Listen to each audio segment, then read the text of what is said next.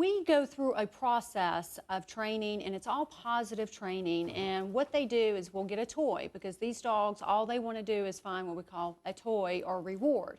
So we'll get a toy that's scented for whatever scent, in this case, human remains.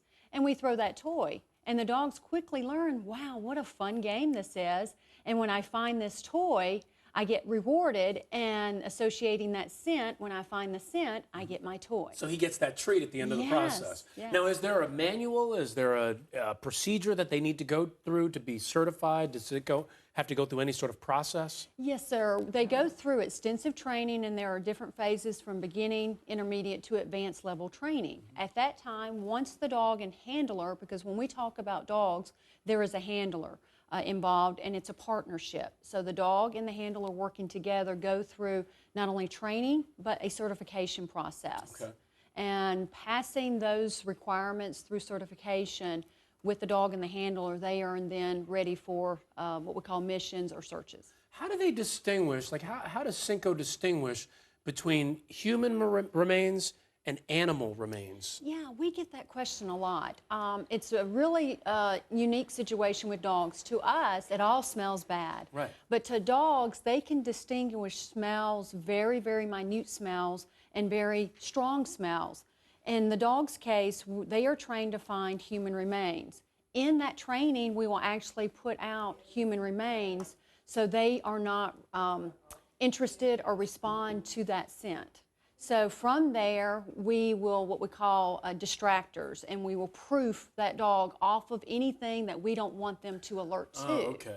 So when we go through our training and part of the certification, there is a requirement. There is animal remains in that search area. If the dog alerts to that, it's an automatic failure in their certification. Oh, okay. So that makes sense to me. But then the other part of this is, a lot of what we've heard in the Casey Anthony hearings is the idea of handler bias. So essentially, a dog might be out there searching for something, and it could be just because of your mood. I've worked with dogs before, and sometimes your mood can affect what a dog does. How do you avoid that in these search missions?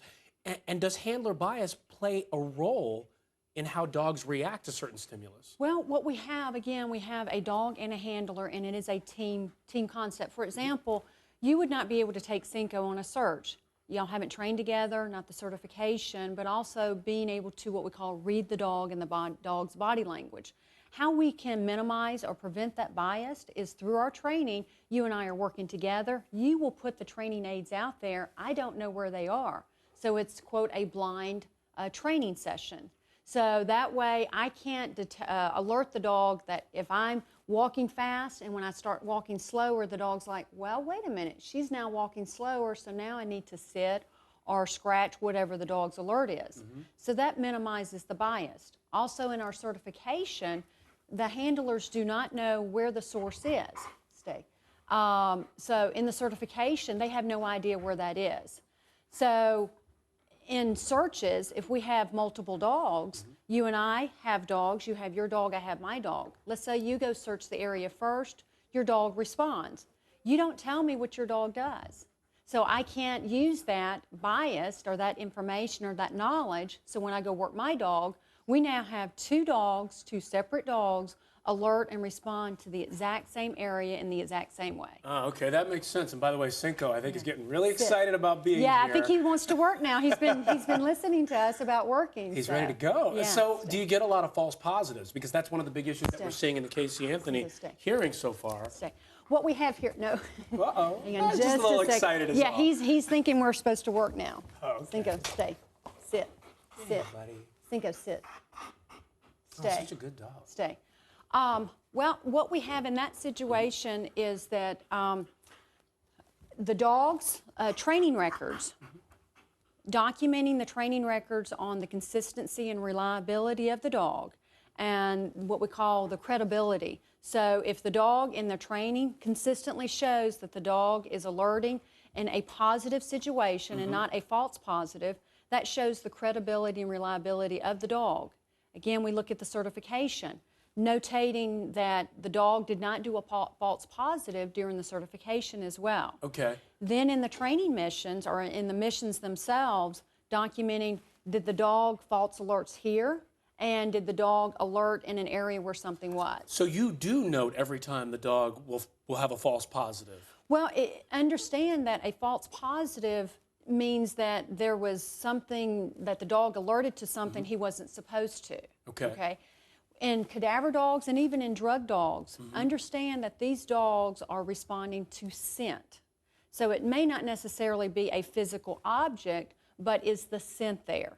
A very good example, if people are very familiar with drug dogs. If someone smokes some type of drug in their vehicle, the drug is, quote, gone. The physical evidence, tangible evidence that we can hold is gone, but the scent for the dogs is still there.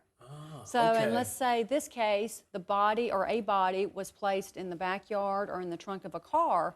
Once that body's removed, the physical evidence may be gone, but the scent still remains. Okay, I'll tell you what, you can't get dogs to talk on air, but I feel like Cinco is saying something to us. Cinco, hi. Hey, buddy, how are you? He's so good. And how do you get him to stay so relaxed? I know about training, but this is a new environment for him. And to stay disciplined and to stay on track to actually do the searches, are they that focused on the treat, or does this take years and years of experience? Well, it's a combination. One of the key components in every working dog partnership is that partnership. He's here with me. He understands that he's in a safe environment, that I'm not going to put him in a dangerous situation.